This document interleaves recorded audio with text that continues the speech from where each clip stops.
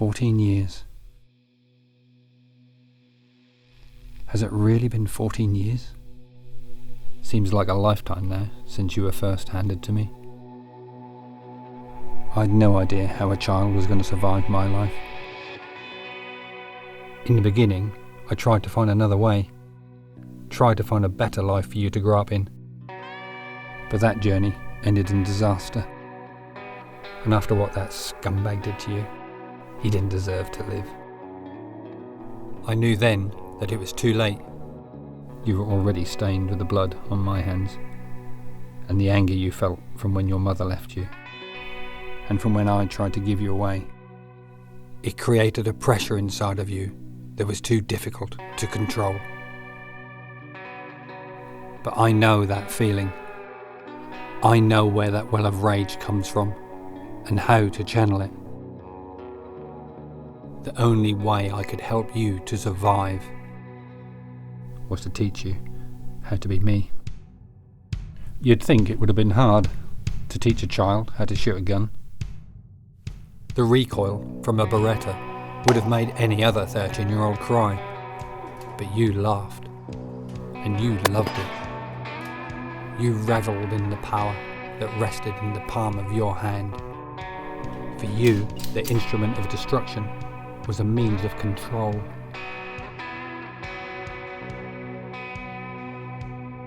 It was then a matter of stopping you from using it.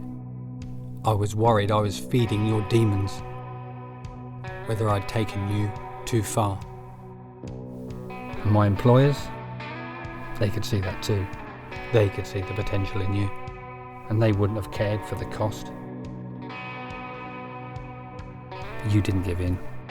You listened, and you learned control.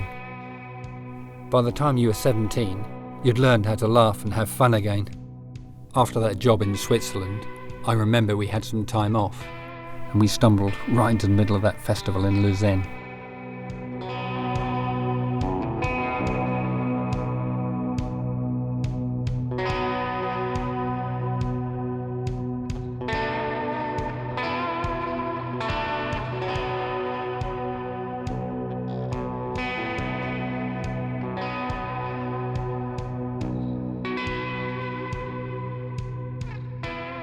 I've taught you everything I know about this life. When I started doing this, I had nothing to lose. But you've taught me that there's so much more. And if there's one last thing I can teach you, it's that you need to find a way out.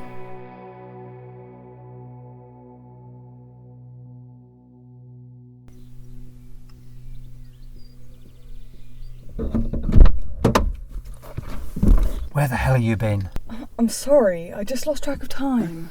When I tell you to be on time, you need to be... Look, it won't happen again. This isn't a game. Not anymore. You're only going to get it wrong once. Yeah, right, you said that last time. Don't be a wise ass. You know it pisses me off. Did you at least get everything? Yes, of course.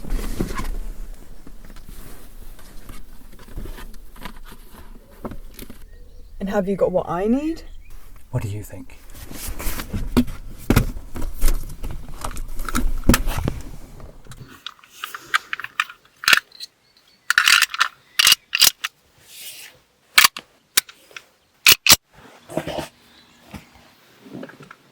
Right then, are you ready to go?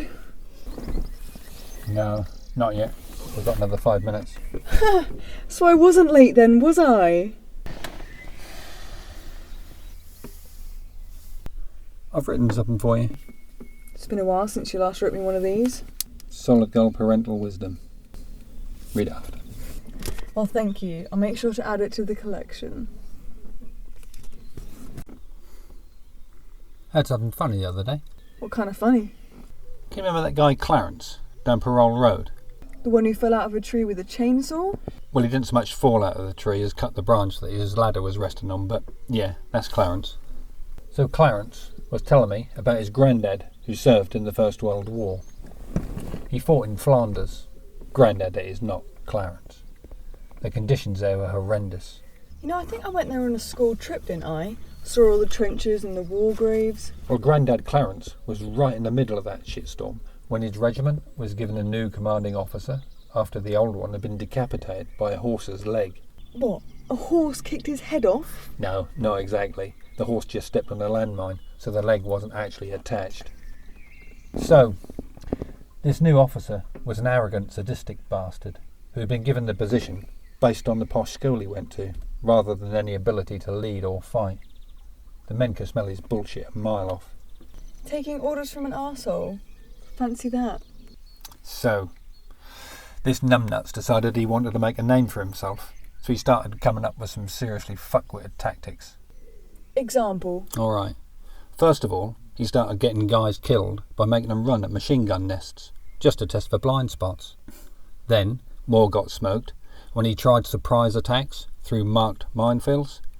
This guy was soon ragging up a serious body count. So didn't the men go see the brass? You know, get this bastard court-martialed? Hell no, that wasn't an option. In fact, they would have risked getting court-martialed if they had spoken up. They'd have probably got shot for cowardice. That's the rights the grunts didn't have back then. So what did they do?